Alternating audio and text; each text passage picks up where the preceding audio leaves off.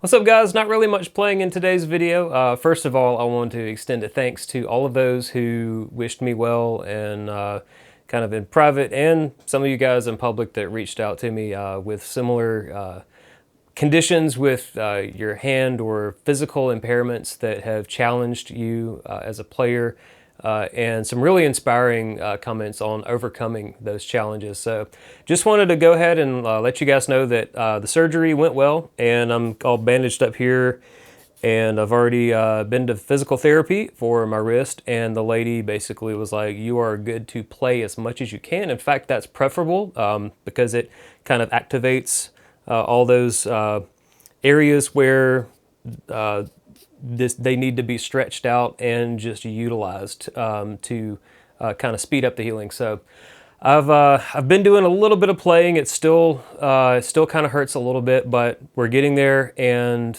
everything is going just exactly the way the doctors wanted it. So all good news there. So for today's video, I want to kick off this new year with a fun project, and it's going to be the first of its kind for this channel, and it's probably going to be 2 different videos showing a guitar upgrade project.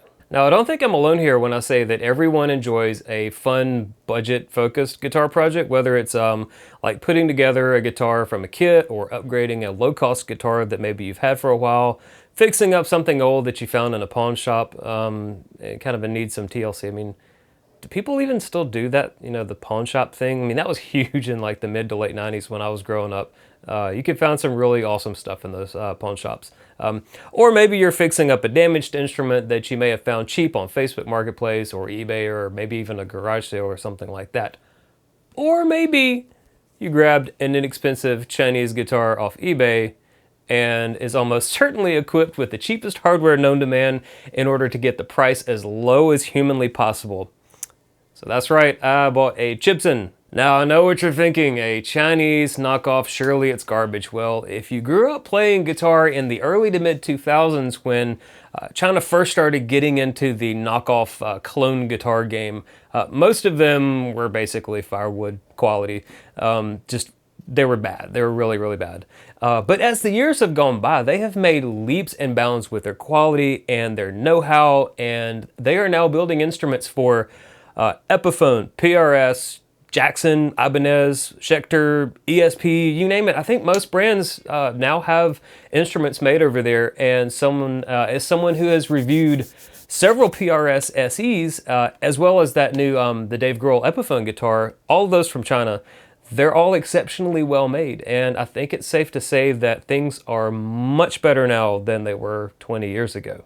All right, so back to this thing. Now, I considered one of the more traditional Gibson style Flying Vs, but none of them really had the correct pickguard design. They were all just a little bit odd and like kind of like hard angles, and Gibson pickguards have a little bit of a rounded angle. And even then, it would have only added to the cost of the guitar, where I would have had to buy a Gibson, like a genuine Gibson pickguard, and almost assuredly have to re-drill new holes to mount that, and potentially have exposed screw holes from the factory pickguard just kind of out there in the open, and that would have been hideous, and I didn't want that. Also, my goal was to get something that would require as minimum of an investment post-purchase as possible to see how good of an instrument I can get using some of the spare parts that I already have, and if needed, some inexpensive parts from companies like Geiger, who I've already worked with in the past and was really impressed with, and finally maybe an hour, potentially 2 hours on my luthier's bench for some work to help out the playability of this thing if needed. Okay, so let's get to the guitar itself and how it came out of the box, where I got it, and my initial thoughts. So finding these things is pretty easy. You literally just go on eBay and type in whatever model guitar you're looking for and set the seller's country to China, and you'll have an endless list of choices, as well as related instruments sort of to what you searched for. With my somewhat limited knowledge of these instruments, if I had to guess, I would say that the vast majority of the generic named sellers, they're all selling instruments from the same factory and probably the same assembly line, if I had to guess. Numerous listings I went through from 6 or 7 different sellers. They were all showing instruments with the exact same room and background, so that's kind of where my assumption comes from. Now, there are some caveats to be aware of when buying guitars like this. First of all, the shipping can take a while. I ordered mine the last week of November and it arrived the first week of January. Now, I didn't have to mess around with any duty or import taxes like that. I just paid for the instrument and it showed up at my door. The biggest thing to be aware of though is that most of these sellers, they don't accept returns, and barring a completely destroyed instrument at delivery, I think the best you're probably going to get is maybe like a partial refund. That was one of my biggest worries, but the guitar showed up very well packed in styrofoam, like funnily enough, better packaged than the $1,700 Jackson Pro DK2. From World Music over in Korea. So yeah, it showed up safe and sound with an Allen wrench for the truss rod and an instrument cable barely thicker than the strand of angel hair spaghetti. It was just minuscule. My second worry though was a warped or twisted neck, and that would be something probably beyond what could be corrected with a simple truss rod adjustment, or worst case scenario, pulling the frets, doing a leveling on the fretboard. But then again, after checking with my StewMac notched straight edge, which I use on every instrument that comes in here, by the way, everything as far as I can tell was nice and straight, and the truss rod works perfectly exactly the way it should. And a locked up truss rod would have been a very expensive repair for a $275 instrument. I mean, that would have been a deal breaker unless that's something that you can do yourself, which is like pulling the frets off, steaming and separating the fretboard from the neck, pulling out the old truss rod, potentially rerouting the truss rod channel, putting in a new rod, gluing the fretboard back on, and then installing, leveling, crowning, and polishing a new set of frets. A lot of work for something that's $275, $300. And at that point, you'd probably be wishing that you had just gotten like a real Prophecy V, which this is most certainly probably not. So beyond the guitar arriving in good condition and having a straight neck and a functioning truss rod, all of my needs were met. Everything else, I can take care of, and my luthier Jason at Homewood Music here in Birmingham, he can handle it. Shout out to Jason and their crew.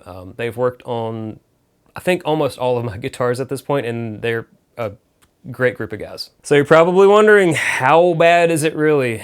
It's about what I expected for a $275 guitar. We'll start at the top and we'll work our way down. So I'll have a picture up on the screen now, but the back of the headstock has this strange matted area where there either wasn't any clear coat applied or it was rubbed or polished off. And since this is on the back of the instrument, I'm not really concerned about it that much, and it's something that maybe some sanding and polishing could shine up, but again, it's on the back of the headstock, and I really don't care, so I'll probably leave it as is. The tuners are these Grover branded things, but based on how bad these things are, I'm guessing that they're fake. Now, not only were several of the actual tuning keys themselves loose and need to be tightened down on the post, but there's just a lot of slop in the actual gears inside the tuners to where you can turn them back and forth and feel the teeth of the worm gear going back and forth, coming off and on, contacting the worm that actually turns these posts around. It makes tuning the instrument quite difficult and lacks any precision whatsoever that even the basic non-locking tuners that come on every other brand name instrument will have. So yeah, the tuners, they are complete and total garbage, but as we've seen on my channel, those are easy to replace and not very expensive. The next problem is the nut, which appears to have quite a bit of super glue in it, in the slots, and I'm guessing it's there because it was initially filed maybe too low, and it was either replace the nut, but probably easier to just drop in some super glue in there and then refile the nut. A few of the strings were actually super glued into the slot, and when I started tightening them up to pitch, nothing would happen, and finally like they snapped off and like chunks of glue would come out. Not ideal, but again, not 100% unexpected either. Again, it's an inexpensive part to replace with something much better like a bone nut or a tusk or something like that. So Jason has already confirmed that he likes to use bone in their shop, so he's going to be replacing that for me. All right, so moving on down the fretboard, we get to the frets. And I will give them credit here that the fretboard is clean and there's no markings or any like tooling scuffs or scratches, anything like that. The inlay work is clean and well executed, and there's no glue run out or anything weird like that. The fretboard is good. The frets are also all seated properly. None of them are lifting out or improperly installed. The fret edges are pretty decently filed, but the tops of the frets, they have not been polished at all. It literally feels like there's sandpaper under the string. So definitely this thing is in need of, at minimum, a fret polish. Like, let me let you hear what it sounds like when you're just moving the string, like doing like bends or something like that.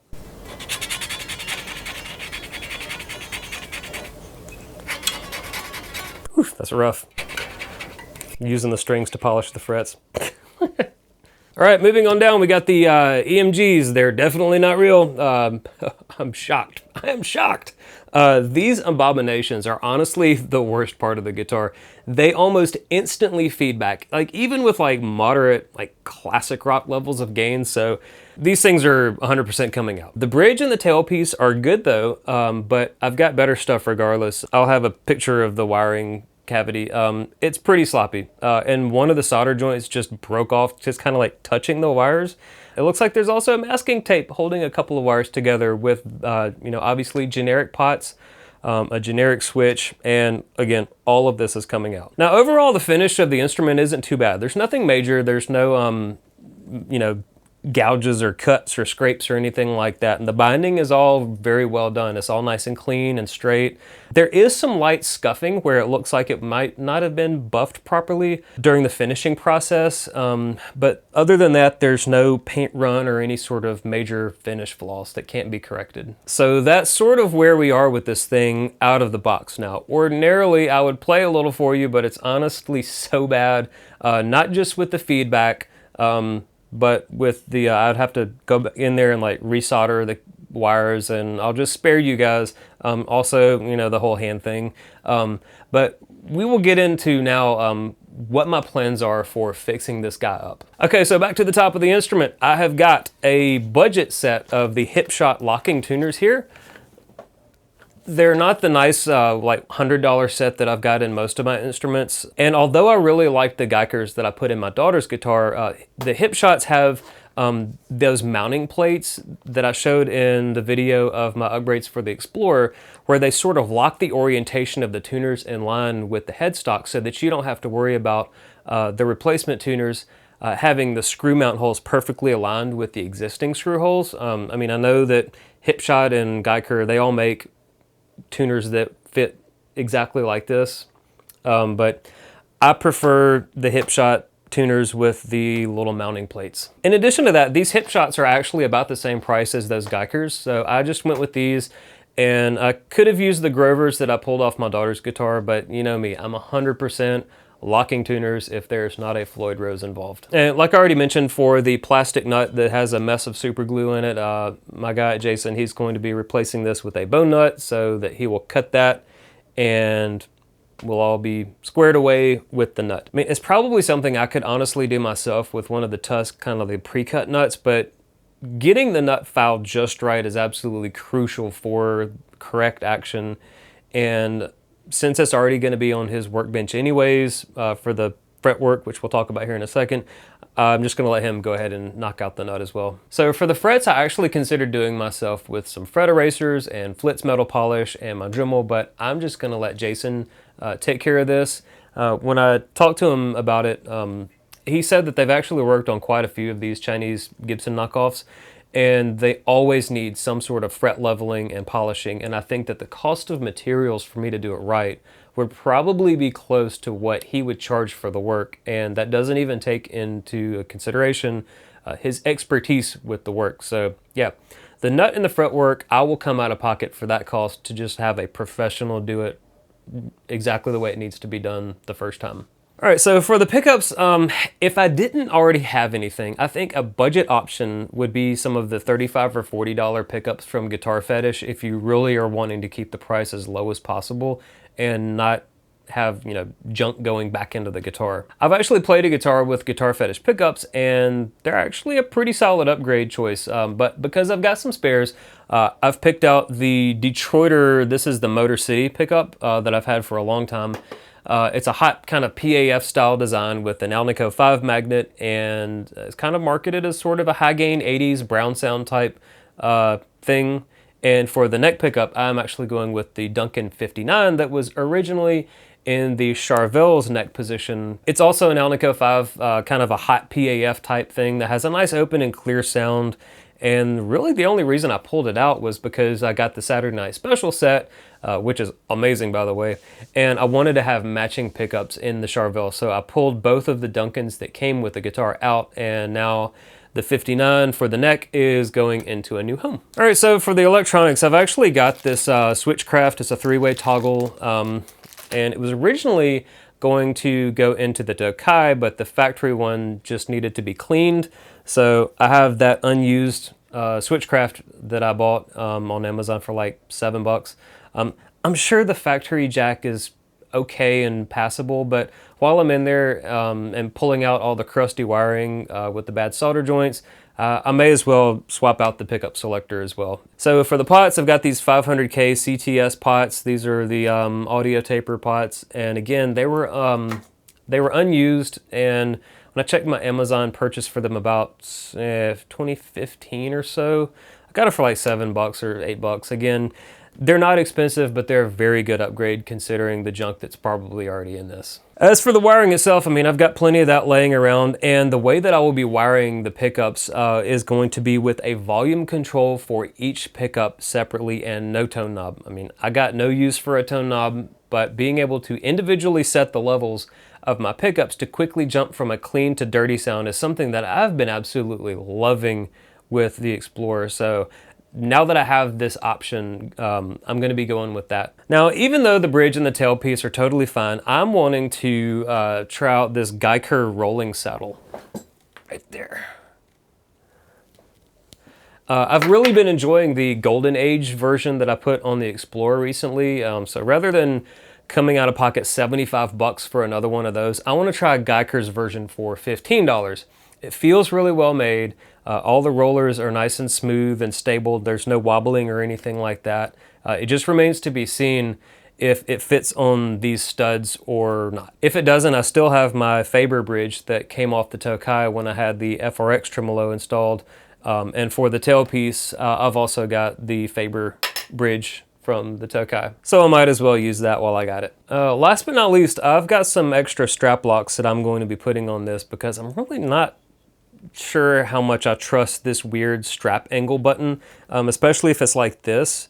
If I've got kind of the neck angled up, it's like the strap's like going straight up and down, and I don't know if I trust that, so this one's going to be getting strap locks. Okay, so that covers all the plans for the hardware on the guitar. Now for the clear coat scuffs and blemishes, I'm going to be using this inexpensive set of buffing pads that attaches to a drill and some polishing compound to see if I can buff out those scuffs and get a nice shine going here. But this is 100% going to be a stage beater that I'm not financially invested in.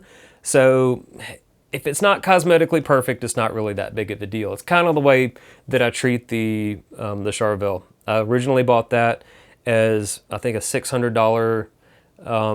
It just needed to be something that made sound on stage and played pretty well. And I've never really treated it, you know, like a Fabergé egg or anything like that. But it's been extremely solid for stage use and not having to worry about treating it, you know, super delicately the way that I used to with my Ernie Ball JP6. I was terrified on stage with that guitar. It was super expensive and super nice, but this is not, so I'm not worried about any flaws in the finish or scuffs or anything like that. This is going to be, assuming everything turns out okay, it's just going to be a solid workhorse that looks cool on stage. Okay, well that about covers the project and the plans, and I'll have a follow-up video that I'll do once everything is installed. and we'll see where we end up with this project. But again, from what Jason said, all the Chibsons that came through their shop ended up being very solid instruments. Now, once I get back from his shop, I will run through my total cost, including his bench time and the labor, how much you could expect if you didn't have any spare parts. And after all this is said and done, will it be worth it? Is it ultimately worth it to take on a project like this? Or are you better off just buying the $900 Prophecy or whatever Epiphone equivalent instrument that you're shopping for? Or should you pay just a little bit more and find something like an Edwards or a Tokai off of eBay that offers probably better quality than what you're going to find from Epiphone for maybe a little bit more? I know, personally speaking, my Tokai that I bought off of eBay years and years and years ago, like maybe 15 or 16 years ago, absolutely phenomenal purchase. I love that guitar so much, and it has easily been hands down one of the best instruments that I've ever played, just in terms of the feel, the mojo, and it's just kind of got it all going for it, which is why I've kept that thing for so long. And it was like $1,500 brand new to my door from Japan. And considering the quality of the Gibsons back when I originally bought that thing was an absolute steal. So picking up either a new or even a used Japanese-built Tokai, amazing deal, especially if you want something like what you would find from Gibson, where you want a Les Paul or an SG, or something like maybe even a Strat or a Tele. They build those too, and they're very good quality. But I think that for the Strats and Teles and the Fender stuff, I still think the Fender make really good stuff for the money. And they've got budget options that are still very good playing instruments, whereas Gibson, you're either paying out the nose for the American Gibsons or you're getting the Epiphones, and there's really no in between. And that's kind of where the Tokai stuff sits, and the Edwards and the Bernie and the other Japanese-built Gibson clones. That's kind of where they sit, in that nice middle of the price range area. So anyways, I'm curious, have you guys ever done a project guitar like this? And if so, what was it? I'm curious to hear. Let me know in the comments. Was it one of these kind of bigger ones where you're replacing all the stuff at once, or was it something that you sort of gradually updated over time? Or do you have one that you're planning on taking on that you haven't started on yet? Just let me know in the comments. I'm always curious to hear what you guys are working on. All right, well, thanks for hanging out with me for this slightly different type of video. And if you're not subscribed, hit those dumb buttons down below and join the channel and get notified and all that junk. And maybe even a post-gig report on this unit once we're all done with it. Okay, I'll catch you guys in the next video. Take care. Bye.